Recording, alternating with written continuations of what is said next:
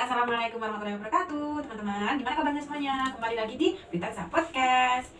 Baik, untuk malam hari ini kita ketemu lagi di sini. Pastinya sudah tahu kan kalau ketemu dengan saya pasti akan mendiskusikan mengenai sistem sosial dan juga hukum. Yang mana pada kali ini yang akan kita bahas adalah sistem tilang elektronik yang marak menjadi isu perbincangan di Indonesia, terutama pada masyarakat berlalu lintas. Pengantar saja dari saya. Jadi, tilang elektronik ini biasa disebut dengan Electronic Traffic Law Enforcement atau ITLI. Ini pada dasarnya merupakan sebuah sistem tilang yang dilakukan secara daring atau online, teman-teman. Kan biasanya kita tahu kan kalau sistem tilang di Indonesia itu secara langsung di depan mata, polisi menilang pelanggar dan juga didapatkan sanksi dan diproses di pengadilan. Namun pada baru-baru ini diberlakukan sistem elektronik yang mana dilakukan secara online, diselenggarakan secara online, dan juga cara menceknya pun mungkin secara online. Nah, tapi yang masyarakat itu masih belum tahu gimana sih proses-prosesnya. Nah, oleh karena itu saya mendatangkan narasumber yang sangat spesial untuk kalian semua pada malam hari ini. Beliau ini merupakan salah satu anggota kepolisian di Polres Tulungagung yang mana sejak tahun 2013 ini 2013 yang lalu ada di bidang humas dan di media IT gitu. Oke, selanjutnya untuk menyingkat waktu minum malam, silakan, atau ibu juga boleh sih untuk memperkenalkan diri, karena pepatah pernah berkata tak kenal maka tak sayang. Silakan.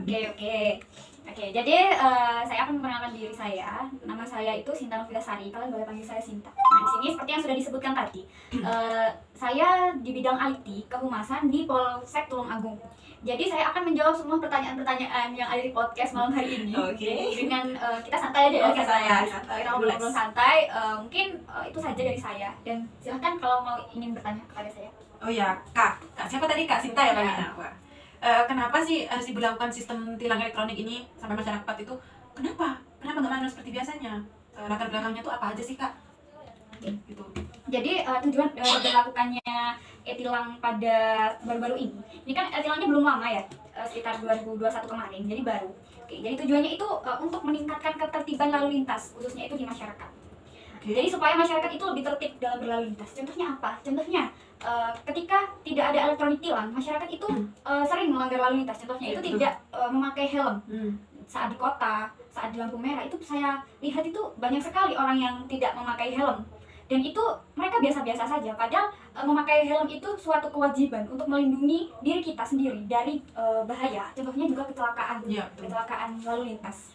Terus juga ada orang yang kedua, itu juga ada orang yang selalu melanggar. Contohnya lampu merah. Lampu merah itu sudah saatnya lampu merah, mereka itu masih lurus, masih jalan. Jadi mereka menerobos. Tujuannya itu untuk meninjau atau merekam jejak mereka. Apakah mereka itu taat lalu lintas atau tidak? Seperti itu. Oh gitu. Lalu, lalu kenapa tidak memakai sistem manual saja seperti itu? Ini, jadi masyarakat itu sering bersalah sangka sekali kepada kepolisian ya, pihak kepolisian.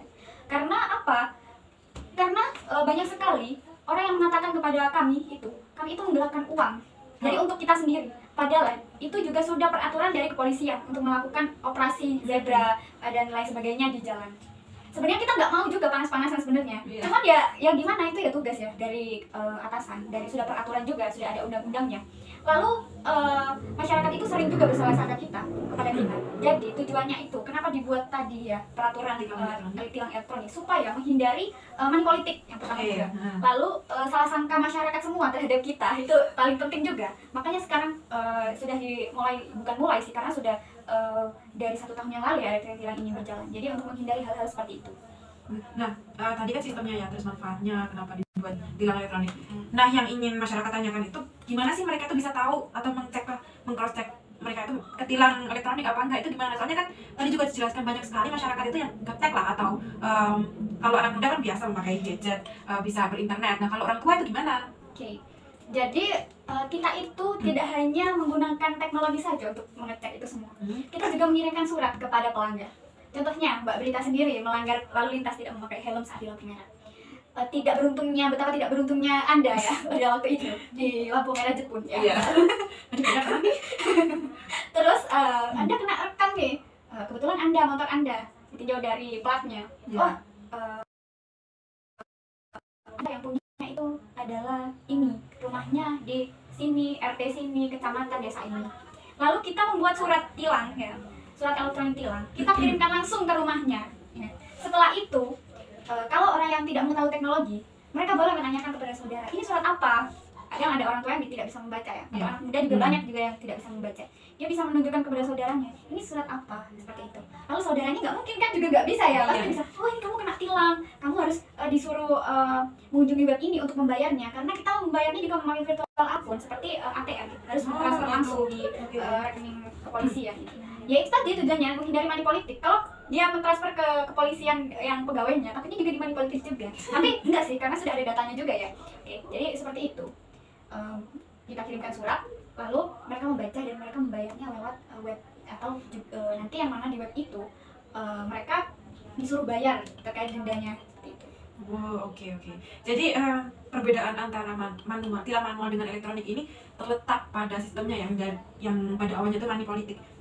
Maksud saya pada manual itu kan kayak pandangan masyarakat itu, pelanggar itu bisa dengan mudahnya lolos karena dimintai uang lah atau di orang terdekat lah. Nah, jadi dari yang saya tangkap ini dari tilang elektronik ini, bahwa masyarakat atau pelanggar lalu lintas tadi tidak bisa seenaknya kabur karena sudah terekam jejak ya kan Kak.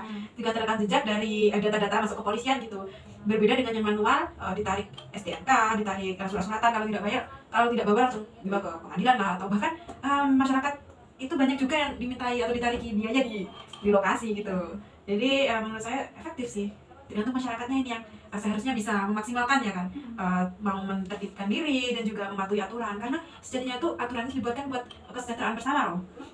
Bayangin kalau nggak ada Undang-Undang Nomor 22 Tahun 2009 tentang peraturan lalu lintas dan angkutan umum, pasti banyak sekali kericuhan yang ada di jalanan ya Kak ya. Kayak misalnya kalau macet nggak terkendali, kemudian kecelakaan, terus apa lagi tuh, bahaya kan. Nah, oleh karena itu dibuatlah sistem undang-undang dan regulasi hukum tadi. Kenapa? Karena nggak ingin pemerintah itu nggak ingin masyarakatnya itu dari tidak mematuhi menjadi tertelan korban, bisa jadi gitu. Karena di dendanya itu juga sangat mahal, malah 2 kali lipat lebih daripada tilang manual. Karena apa? Ya tujuannya itu tadi untuk menertibkan masyarakat. Jadi mereka takut akan denda tersebut. Karena dendanya juga sangat lumayan ya. Kalau dibuat beri perhiasan juga sangat bisa. Ya, tapi kan kalau masalah uang itu kan urusannya dunia. Kalau masalah dengan kesehatan ataupun masalah dengan keselamatan jiwa, ya karena jiwa itu juga sangat penting ya, jadi kesehatan juga sangat mahal, biaya di rumah sakit itu juga sangat mahal sekali. Ya kalau dihitung dari biaya tilang mah nggak ada apa-apanya, tapi yang penting proteksi diri sih. Proteksi diri, kenapa kita harus mematuhi aturan gitu, bukan cuma di lalu lintas sih, jadi kehidupan masyarakat, bahkan untuk mematuhi aturan diri kita sendiri itu perlu loh Kak ya, mengendalikan emosi, mengkontrol diri kita sendiri gitu, jadi kan nggak merugikan diri kita sendiri atau. Oke, sebelum kita tutup perbincangan kita hari ini, mungkin dari Kak Sinta nih apa yang ingin disampaikan buat masyarakat seluruh Indonesia ya, khususnya untuk pengguna lalu lintas biar tertib lah, gimana tuh?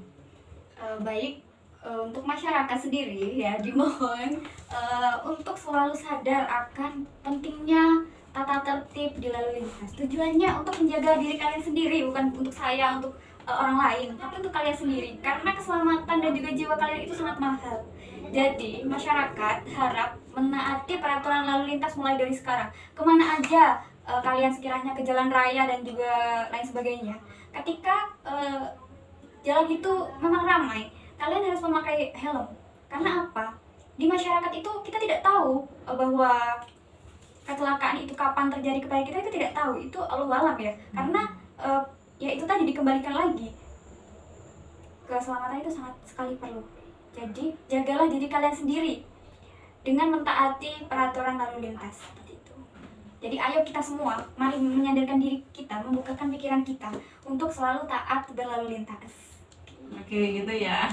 Jadi closing statement tadi dari Kak Sinta itu sangat menginspirasi ya, juga mengedukasi buat kita semua agar mematuhi aturan yang sudah dibuat. Oleh karena itu teman-teman, salam lalu lintas untuk kita semua. Dari kami, terima kasih. Sekian, wassalamualaikum warahmatullahi wabarakatuh.